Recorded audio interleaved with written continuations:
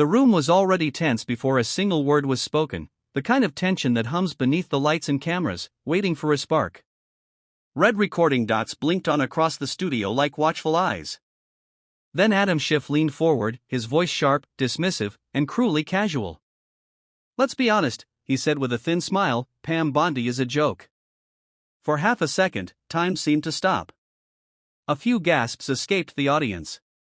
A producer froze mid-step. Across the table, Pam Bondy didn't flinch, but something changed in her eyes, something quiet and dangerous, like a storm deciding whether it would break. Pam had known this moment might come. She had walked into the studio that night knowing she wouldn't be treated gently. She was used to sharp elbows in politics, to being underestimated, talked over, laughed at. Still, hearing it said so plainly, on live television, in front of millions, it cut deeper than she expected.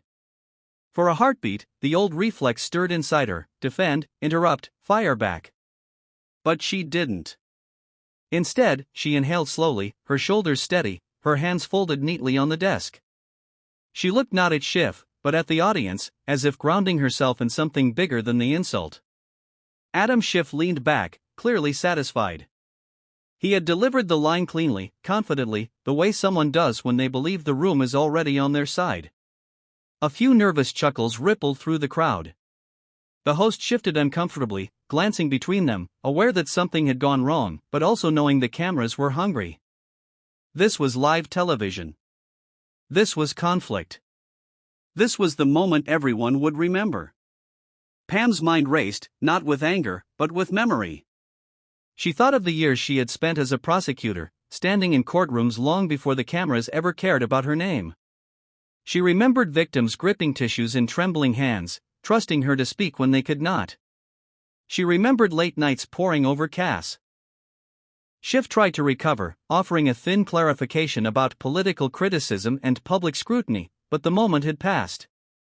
His words landed flat, hollow. The host gently redirected the conversation, but everyone in the room knew the energy had shifted. The balance of power had changed, not through dominance, but through grace. As the segment wrapped up and the cameras pulled back, Pam finally exhaled. Off-air, a young staffer approached her, eyes wide. "That was incredible," she whispered.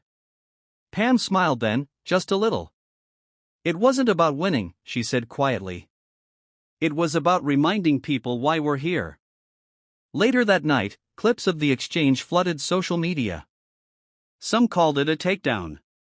Others called it a masterclass. But the comments that mattered most came from ordinary people: parents, teachers, former jurors, who said they felt seen. They said they were tired of shouting matches, tired of cruelty masquerading as confidence. They said Pam Bondy's response gave them hope that strength could still look like self-control. In the days that followed, pundits dissected every second of the clip. But Pam moved on, back to work, back to cases and causes that had nothing to do with trending hashtags.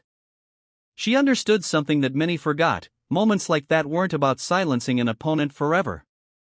They were about choosing who you become when you're tested. And that night, under the glare of live television, when insult met integrity, the entire room learned a quiet lesson. Words can wound, but they can also reveal. Power doesn't always shout. Sometimes, it simply speaks the truth and lets the silence do the rest.